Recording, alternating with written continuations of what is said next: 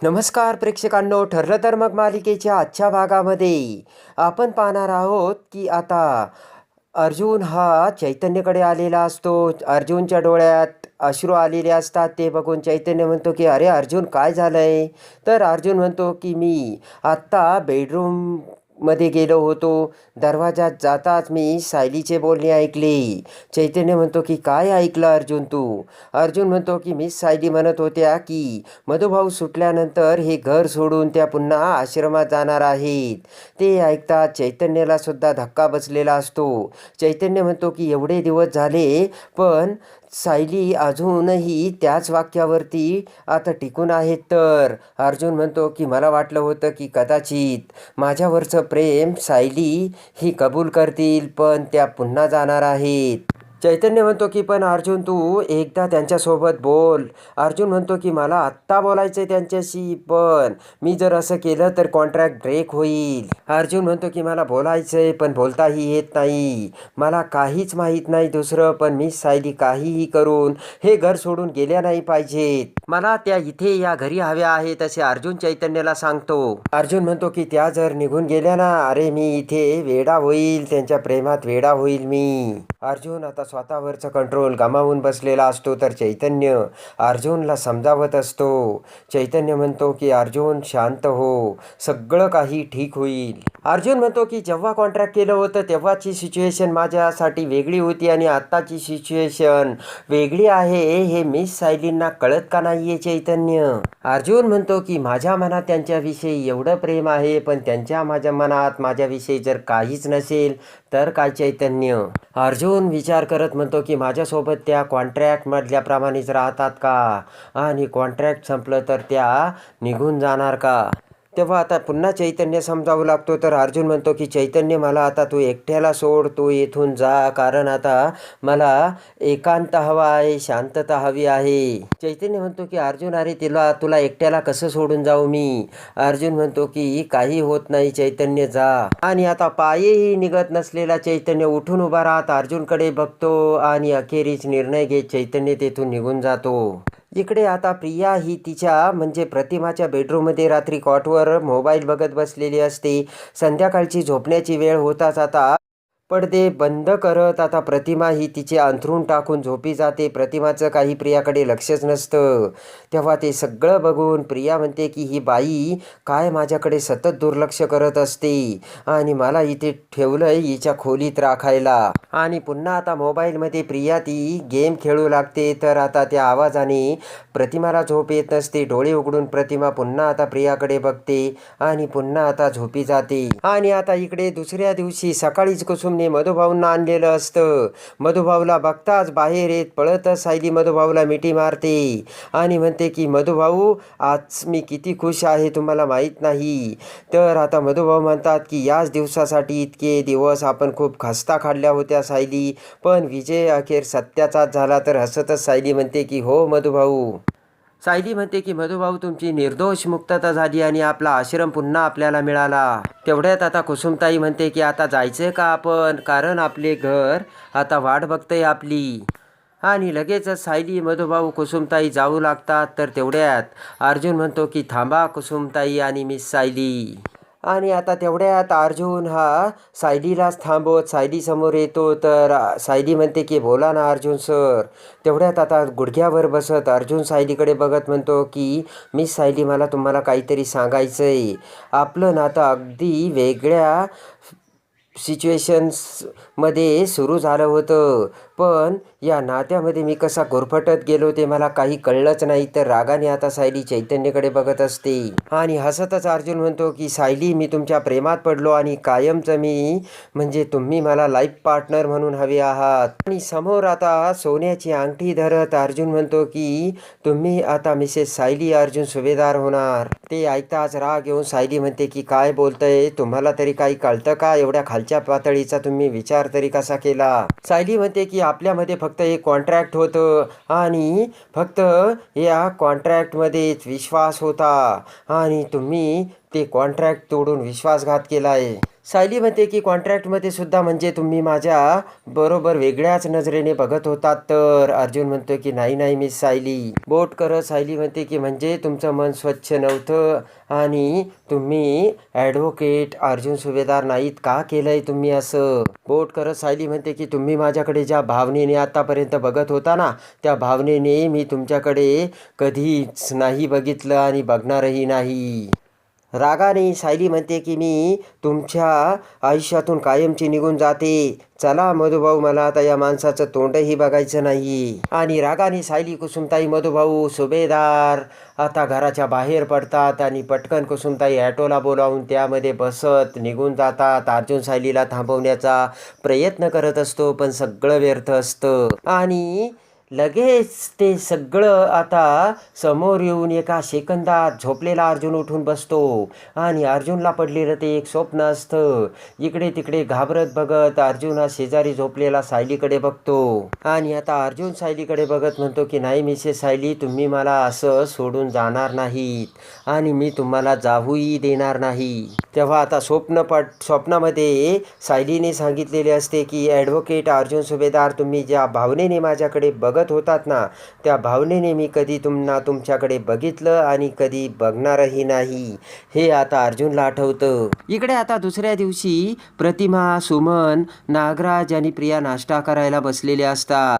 ते की वहिनी, आज तुमच्या आवडीची छान इडली चटणी केली आणि तुम्हाला आवडतं तसं शेवग्याच्या शेंगा घातल्याला सांबरही बनवलं.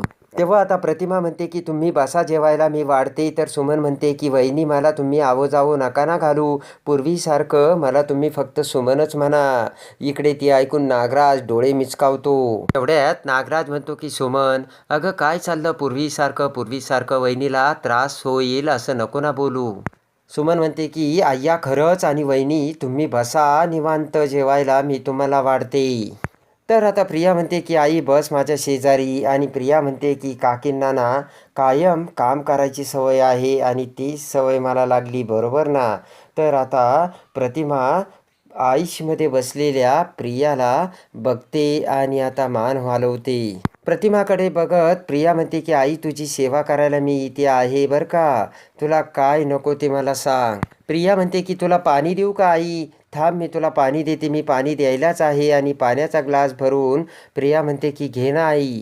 आणि आता प्रतिमा जेवू लागताच प्रिया म्हणते की आई मला वाईट वाटतंय की कालच्या त्या गेमच्या आवाजाने तुला झोप लागली नसेल, पण मला वाईट सवय लागली अगं, 1 तास मोबाईल बघितल्याशिवाय मला झोपच येत नाही.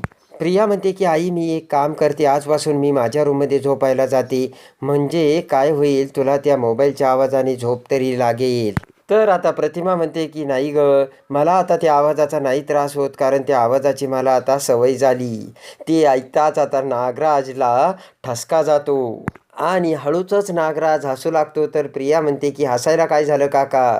तर आता नागराज म्हणतो की अगं, एका आईला मुलीचा कधी त्रास होईल का. नागराज म्हणतो की आणि कसं आहे ना तन्वी, तू कसं जरी वागली ना तरीसुद्धा वहिनी तुझ्या सहवासाची एकही संधी गमावणार नाही. सुमन म्हणते बरोबर आहे, कुठलीही आई तिच्या लेकराचे दोष आपल्या पदराने झाकून घेते, मग तुझ्या फोनच्या आवाजाने त्यांना कसा त्रास होईल. सुमन म्हणते की मी काय म्हणते, अगं तन्वी, तू तुझा दुपारचा वेळसुद्धा त्यांच्याच खोलीमध्ये काढत जा.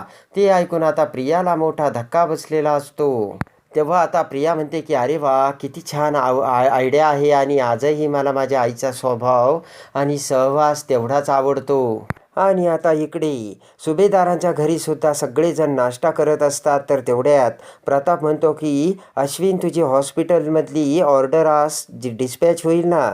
अश्विन म्हणतो की झाली कधी आणि पुढची ऑर्डरसुद्धा रेडी आहे. तेवढ्यात कल्पना म्हणते की काय चाललं आहे तुमच्या दोघांचं, अहो किती वेळा मी तुम्हाला सांगितलं नाश्ता करताना कामाचं बोलायचं नाही म्हणून. तर कानाला हात लावत प्रताप सॉरी म्हणतो आणि तेवढ्यात त्याचे आवरून अर्जुन वरून खाली पायऱ्या उतरत असताना असताना रात्री पडलेले स्वप्न अर्जुनच्या डोळ्यासमोर येते. त्यामध्ये सायलीने म्हटलेले असते की ॲडव्होकेट अर्जुन सुभेदार, तुम्ही आत्तापर्यंत माझ्याकडे ज्या भावनेने बघितलं त्या भावनेने मी तुमच्याकडे कधी ना बघितलं आणि कधी नाही बघणार, आणि मी हे घर सोडून जाते असे म्हणत सायली आता स्वप्नांमध्ये कशी मधुभाऊला घेऊन हे घर सोडून गेली हे पायऱ्या उतरत असताना अर्जुनला आठवते. आणि आता इकडे सायलीने तिचं आवरलेलं असतं आणि सायली म्हणते की आई निघते बरं का मी. तर कल्पना म्हणते की सावकाश जा सायली. सायली जाऊ लागताच अर्जुन पटकन भानावर येत सायली अशी हाक मारत सायलीकडे येतो आणि म्हणतो की मिस सायली, कुठे चाललीस तू आणि मला तर काही सांगितलं नाही. सायली म्हणते की अहो सांगायचं काय आहे त्यात, विमलताईंना बरं वाटत नाही ना म्हणून मी बाजारात जाऊन येते बस एवढंच. तर आता अर्जुन म्हणतो की परत येणार आहेस ना. ते ऐकून सायलीला मोठा धक्का बसतो आणि आता अर्जुनचं ते वाक्य ऐकून इकडे पूर्णाजी कल्पनाला देखील मोठा धक्का बसलेला असतो आणि हसत पूर्णाजी कल्पनाकडे बघते. तेव्हा आता प्रताप म्हणतो की अरे अर्जुन, ती अर्ध्या तासासाठी जाते, अर्ध्या तास ती नजरेआड होणार, तेवढा तुला एवढा त्रास होतोय का अर्जुन. पूर्णाजी म्हणते की मला वाटतंय की यांना दोघांना काही प्रायव्हेट बोलायचं आहे. असं असेल तर अर्जुन आम्ही जातो बाबा इथून. आणि आता पूर्णाजी अस्मिताला म्हणते की अस्मिता चल बाई मला घेऊन. अश्विन म्हणतो चला रे, आणि सगळेजण उठू लागतात. तर अर्जुन सगळ्यांना म्हणतो की काय चाललंय तुमचं, आणि बस अश्विन. तेव्हा आता सगळेजण बसतात. तर अर्जुन म्हणतो की म्हणजे मला मिस सायलीला एवढं विचारायचं होतं की त्या कधीपर्यंत येणार. पुन्हा सायली अवाक होऊन अर्जुनकडे बघते. अर्जुन म्हणतो की म्हणजे बाहेर खूप जास्त ऊन आहे ना, उन्हाचा त्यांना त्रास होईल. ते ऐकून आता सगळेजण एकमेकांकडे बघत पुन्हा हसू लागतात. अस्मिता म्हणते बरोबर, आम्ही कधी उन्हात बाहेर गेलोच नाही ना. सायली म्हणते की अहो मला फार वेळ नाही लागणार. तर अर्जुन म्हणतो ठीक आहे, मग मी येतो तुम्हाला ड्रॉप करायला. सायली म्हणते की अहो असं काय करताय. तेव्हा आता चैतन्य म्हणतो की अर्जुन अरे आपल्याला ऑफिसला जायचं आहे, महत्त्वाची मीटिंग नाही का. तेव्हा आता प्रताप म्हणतो की चैतन्य अरे मीटिंग काही महत्त्वाचे नाही. अर्जुन म्हणतो हो ना. तर लगेच प्रताप म्हणतो की सहवास महत्त्वाचा. तर लगेच सगळेजण हसू लागतात. तेवढ्यात विमल म्हणते की अहो सायलीताई, मागाशीच मी तुम्हाला म्हटले ना दाखवा इकडे, मी जाऊन येते बाजारात. सायली म्हणते की अहो विमलताई, मी तुम्हाला म्हटले ना तुम्ही आराम करा, मी लगेच जाऊन येते. सायली म्हणते की आणि मी माझी जाईल, तुम्ही काळजी करू नका. तेव्हा अर्जुन अवाक होतो. आई येते असे म्हणत सायली आता निघून जाते. इकडे आता रात्री सायली ही अर्जुनच्या बेडरूममध्ये येते आणि आता सायली ही अर्जुनला म्हणते की अर्जुन सर, आपलं कॉन्ट्रॅक्ट संपल्यानंतर मग मी येथून जाईल आणि मग तुम्हाला पुन्हा घरचे सगळेजण लग्नाचा आग्रह करतील आणि मग तुम्ही प्रियाशी लग्न करताल का. तेव्हा आता अर्जुन अवाक होऊन सायलीकडे बघतो. सायली म्हणते की प्रियासोबत दुसऱ्यांदा लग्न तुम्ही टाळू शकताल का, आणि जरी टाळू शकले तरी तुम्हाला दुसऱ्या कोणत्या तरी मुलीसोबत लग्न करावेच लागेल ना. राग येऊन खडकन अर्जुन उठून उभा राहत म्हणतो की मधुभाऊ आश्रमातून परत आल्यानंतर तुम्ही आश्रमात जाणार आहेत ना, मग मी इथे आल्यानंतर मी इथे काय करणार आहात याचं काय करायचं तुम्हाला. ते ऐकताच आता सायलीला देखील मोठा धक्का बसलेला असतो आणि आता दोघीही एकमेकांच्या प्रेमाची कबुली वेगळ्या अर्थाने देत असतात. दोघांचाही एकमेकांमध्ये जीव अटकलेला असतो. तर आता सायली आणि अर्जुन दोघेही एकमेकांच्या प्रेमाची कबुली एकमेकांना समजून घेऊन कसे देतात आणि अर्जुन सायली कसे एकत्र येतात हे बघण्यासाठी आणि ठरलं तर मग मालिकेच्या डेली अपडेटसाठी बेल नोटिफिकेशनवर क्लिक करून आपल्या चॅनलला लाईक करा, सबस्क्राईब करा.